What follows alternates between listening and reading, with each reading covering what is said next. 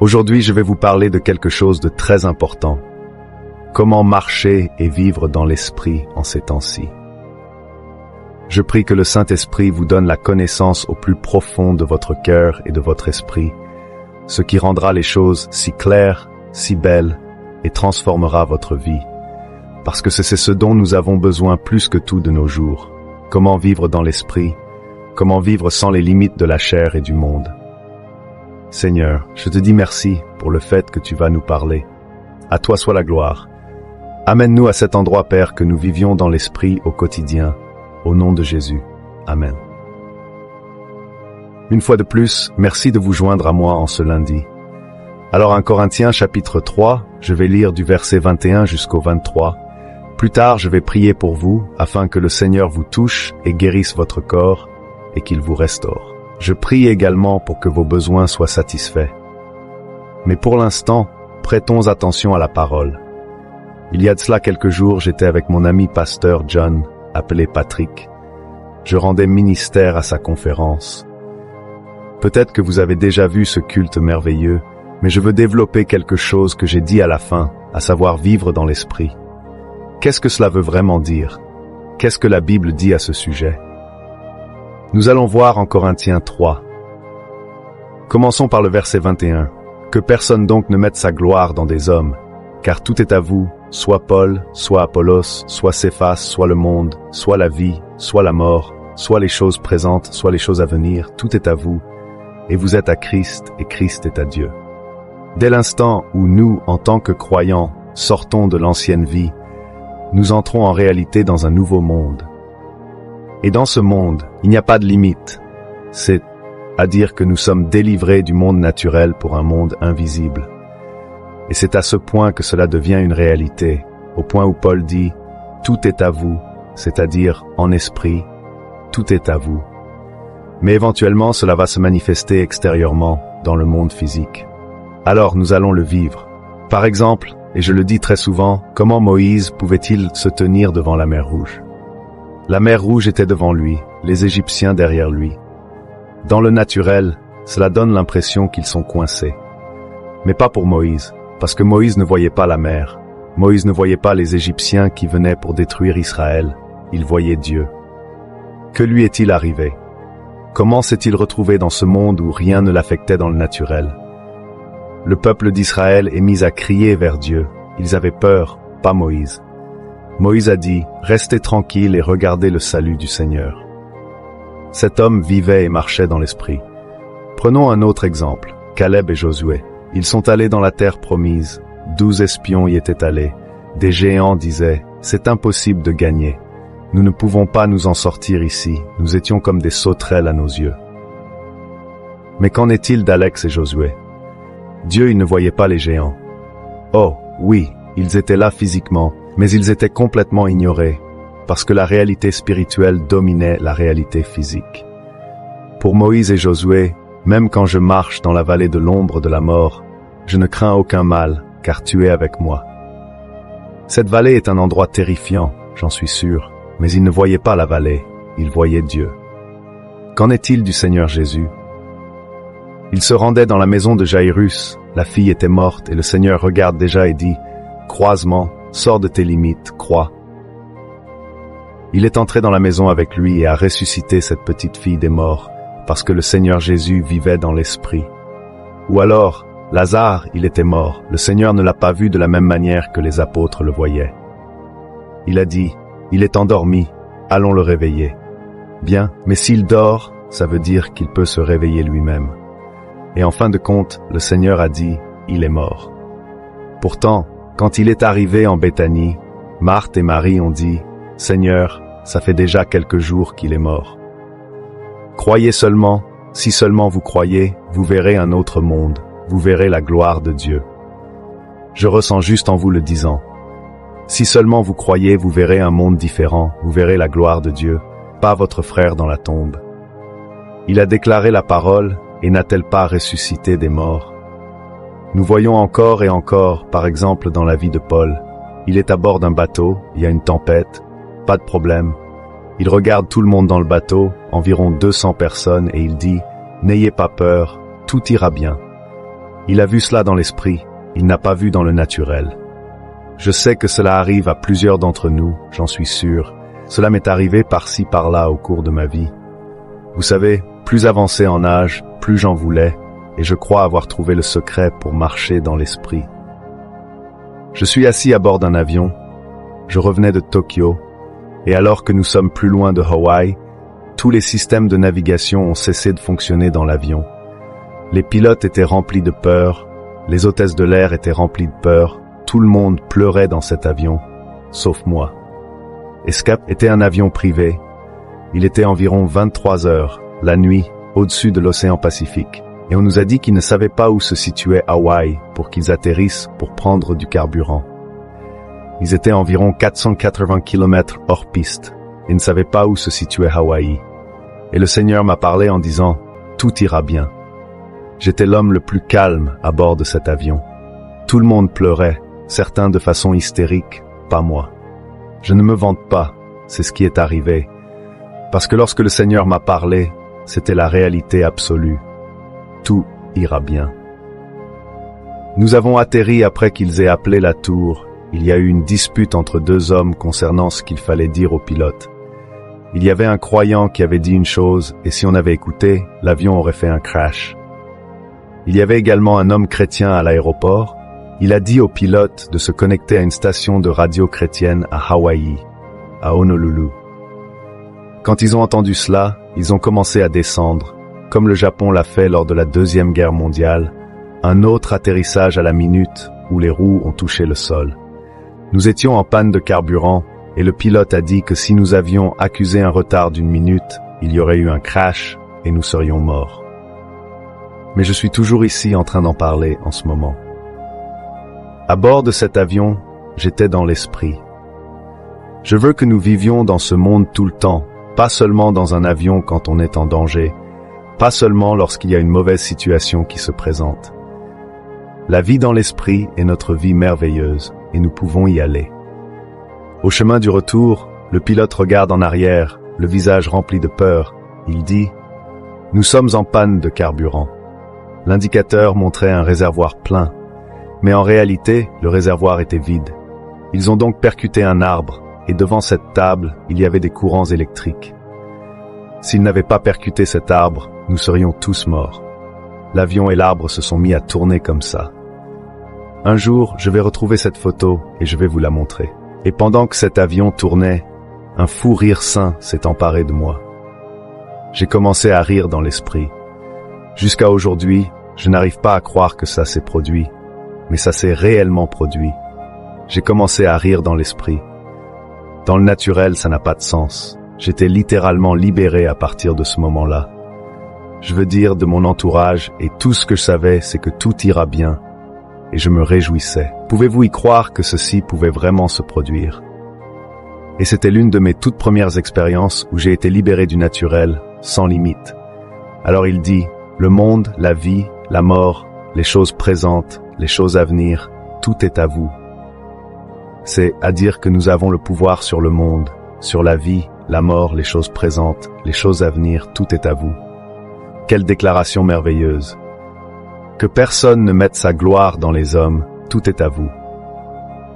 Alors nous entrons dans cette merveilleuse nouvelle vie, nous sommes littéralement libérés des limites de l'ancienne vie, et dans les limitations connues dans l'ancienne vie, disparaissent désormais à travers Jésus, et à travers Jésus, l'éternité. C'est la vie, pas de limite à l'éternité. Et donc la Bible dit que nous devons commencer à penser de cette manière-là. Et donc notre foi nous libère des souvenirs du passé, des peurs et inquiétudes présentes, et des craintes inquiétudes futures. Avant, nous sommes littéralement libérés des troubles du passé, du présent et du futur. Nous sommes libérés des limites, des peurs et des gens qui les accompagnent. C'est ce que cela veut dire. Alors, que devons-nous faire? Comment pouvons-nous entrer dans ce monde merveilleux? Maintenant, regardons encore le cas de Moïse une fois de plus. Parce qu'ici, nous avons une révélation très importante. Je veux que vous y arriviez.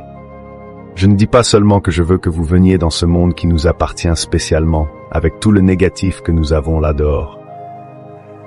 Alors la Bible dit que Dieu a parlé à Moïse en disant « Lève-toi, lève ton bâton et étends ta main sur la mer et fends-la. Pour la logique et les sentiments humains, ça n'a pas de sens. Alors étendre ta main vers la mer, et toi Moïse, fends-la, toi. Parle-lui, s'il vous plaît. Remarquez ce que Dieu dit ici, toi fends-la. Et à l'instant où Moïse le fait, Dieu prend le contrôle. Alors, dans le naturel, aller de l'avant veut dire se noyer, fendre la main avec un bâton, pas de sens du tout. Mais que voyait-il? Il voyait la parole, il voyait Dieu. Il ne voyait pas la mer, il voyait l'alliance, il voyait les promesses. Comme c'est beau. Hébreux 4, verset 10. La raison pour laquelle Israël ne pouvait pas voir Dieu, c'est parce qu'il n'y avait pas de foi dans leur vie. Ils étaient limités parce qu'il leur manquait ce pouvoir sacré appelé la foi. Et donc il est dit dans Hébreux 4, verset 2, « Car cette bonne nouvelle nous a été annoncée aussi bien qu'à eux, mais la parole qui leur fut annoncée ne servit de rien, parce qu'elle ne trouva pas de foi chez ceux qui l'entendirent. » Tout commence par la parole de Dieu. C'est là que ça commence. Pensez à ceci. Si on vous offre une voiture neuve, mais qu'il n'y a pas de carburant dans le réservoir, tout ce qu'il a fait, c'est de vous donner les clés pour la voiture. C'est votre travail, maintenant votre responsabilité, de vous rendre dans une station essence pour acheter le carburant. La voiture sera comme la nouvelle vie en Jésus. Alors Dieu vient ici, il dit, je vais vous donner un nouveau cadeau, je vais vous donner une nouvelle vie. Et Dieu vous donne la clé de la nouvelle vie, mais il ne vous donne pas le carburant. Vous devez aller trouver le carburant. C'est quoi le carburant? La parole de Dieu. Et donc, tout comme une personne qui se rend dans une station d'essence pour remplir le réservoir d'essence, aussi en est-il de la vie chrétienne. Nous devons aller vers la parole de Dieu, parce que la parole de Dieu est le carburant dont nous avons besoin pour que le moteur de la vie chrétienne fonctionne, pour que cette nouvelle vie fonctionne. Alors, à l'instant où vous y mettez du carburant, ce n'est toujours pas bon jusqu'à ce que vous fassiez quoi? Que vous utilisiez la clé et que vous démarriez pour mettre le moteur en marche. Qu'est-ce que c'est? La prière. Et quand on se met ensemble, le carburant et le démarrage se mettent ensemble, alors l'engin commence à déplacer la voiture à un endroit différent. Alors dans l'esprit, c'est pareil. Le carburant, c'est la parole de Dieu. La clé, le moteur est démarré, c'est la prière. Et donc nous avançons vers un tout nouveau monde, appelé le monde de l'esprit. Ceci est donc un simple exemple que nous pouvons attraper en disant « Ah, alors, la première étape, c'est obtenir le carburant. Vous avez déjà la nouvelle vie, vous êtes déjà né de nouveau. Dieu vous a donné une nouvelle vie en Jésus. Mais c'est de votre responsabilité d'obtenir le carburant. Lorsque la main a été envoyée aux Israélites, elle ne s'est pas présentée dans la tente. C'était dans le désert, là dehors, et dont ils devaient aller la chercher. Le Dieu Tout-Puissant veut que vous alliez chercher le carburant, chercher la parole, là dehors, et pensez à la distance qu'il devait parcourir. Nous parlons de 3 millions de personnes. Pensez au rang des foules qui vont à la recherche de la manche. Ça, c'est une grande foule qui vient et s'en va. Alors nous aussi, nous devons aller dehors, sortir de notre zone de confort pour obtenir le carburant, obtenir la parole. Cette parole, c'est ce qui commence à nous transformer. Il dit: soyez renouvelés par l'esprit de votre intelligence, que la parole de Christ habite parmi vous abondamment. Et le premier résultat de la parole, c'est quoi? La communion avec Dieu. Et je l'ai mentionné dans mon message.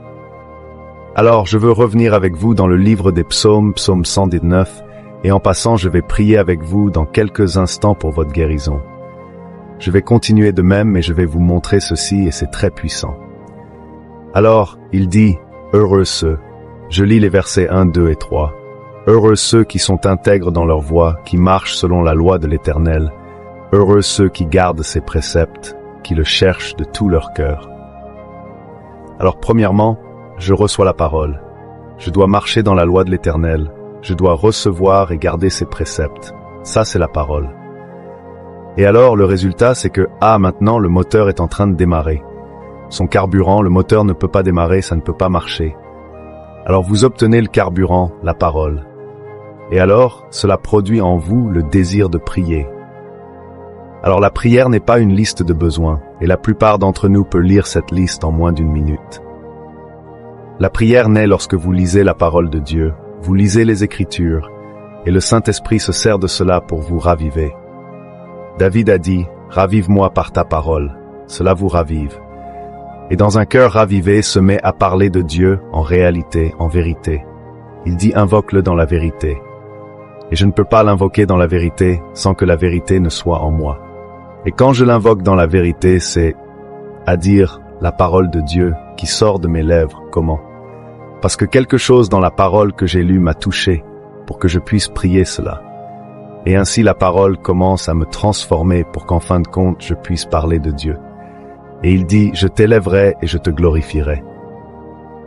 Ça c'est l'esprit, ça se produit par la prière. C'est la vraie prière. Alors notre vie dans l'esprit commence par l'obtention de la parole de Dieu.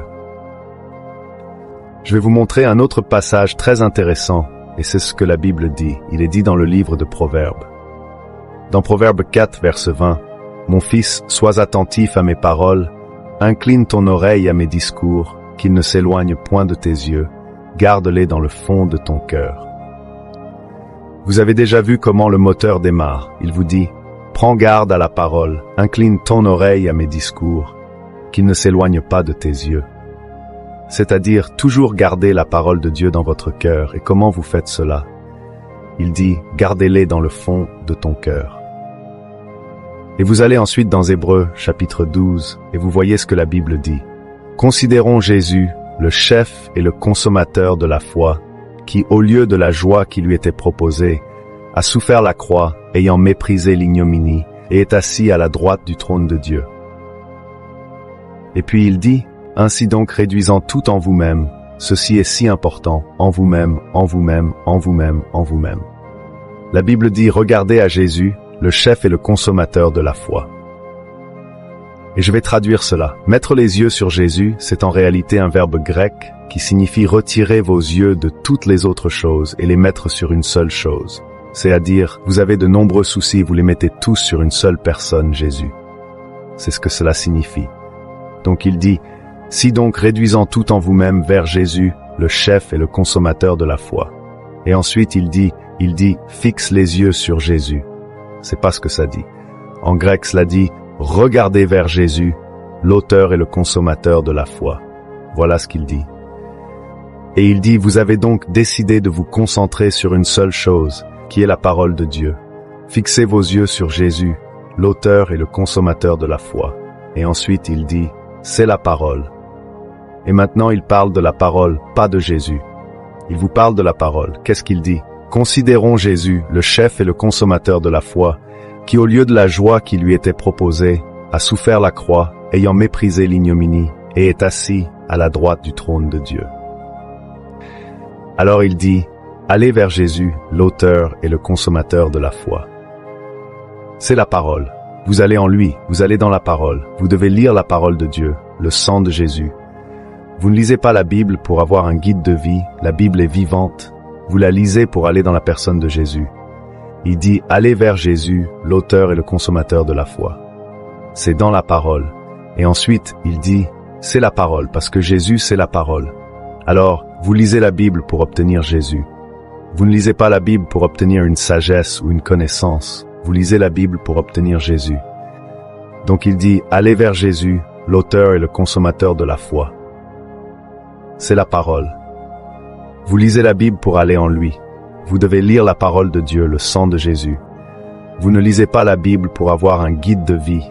La Bible est vivante. Vous la lisez pour aller dans la personne de Jésus. Il dit, allez vers Jésus, l'auteur et le consommateur de la foi. C'est dans la parole. Et ensuite il dit, c'est la parole. Parce que Jésus, c'est la parole. Alors vous lisez la Bible pour obtenir Jésus. Vous ne lisez pas la Bible pour obtenir une sagesse ou une connaissance, vous lisez la Bible pour obtenir Jésus. Il dit, regardez vers Jésus, l'auteur et le consommateur de la foi. C'est à dire que vous allez à la parole pour obtenir Jésus. Et qu'en allant à la parole, vous devez être au contact de Jésus pour que Jésus vienne dans votre vie et donc que votre vie soit transformée. Alors, comment pouvons-nous obtenir cette nouvelle vie? Comment pouvons-nous obtenir la victoire dans notre vie? Ça commence dans la parole de Dieu. Nous y allons. Nous lisons la parole, nous prions la parole, nous vivons la parole, nous pensons la parole. et la parole commence à nous transformer pour que nous devenions le Jésus vivant sur cette terre. Je veux que vous receviez cela. Oh, allez là-bas. La Bible dit, tu aimeras le Seigneur ton Dieu de tout ton cœur, de toute ton âme, de tout ton esprit et de toutes tes forces. Et puis il dit, si tu le fais, alors toutes les autres choses seront ajoutées à toi. Alors que faut-il faire? Allez vers Jésus. Allez dans la parole. Lisez la parole. Vivez la parole. Marchez dans la parole. Et quand vous le faites, c'est la victoire. Père, je prie pour chacun de nous en ce moment. Seigneur, je te demande pour un esprit de révélation. Donne-nous un esprit de révélation, je te prie. Révèle-toi à nous dans ta parole. Viens Seigneur, quand nous lisons la Bible, je te demande que tu te révèles. Comme tu t'es révélé à Moïse, comme tu t'es révélé à David, comme tu t'es révélé à tant de gens dans la parole, je demande de te révéler à nous. Seigneur, donne-nous des yeux pour te voir dans ta parole. Donne-nous des oreilles pour entendre ce que tu dis. Seigneur, donne-nous un cœur pour comprendre. Je prie pour que ton Esprit Saint soit notre enseignant, qu'il vienne maintenant. Enseigne-nous ta parole. Révèle Jésus. Je prie pour ceux qui sont malades, ceux qui sont dans le besoin. Je prie pour ta guérison, ta délivrance, pour ta provision dans la vie de chacun qui regarde maintenant. Seigneur, je le demande au nom de Jésus, que tu te manifestes dans leur vie, que ton amour les enveloppe, et que ton Esprit Saint nous donne la puissance. Donne-nous la puissance pour vivre victorieux, pour vivre dans cette nouvelle vie merveilleuse, au nom de Jésus. Amen.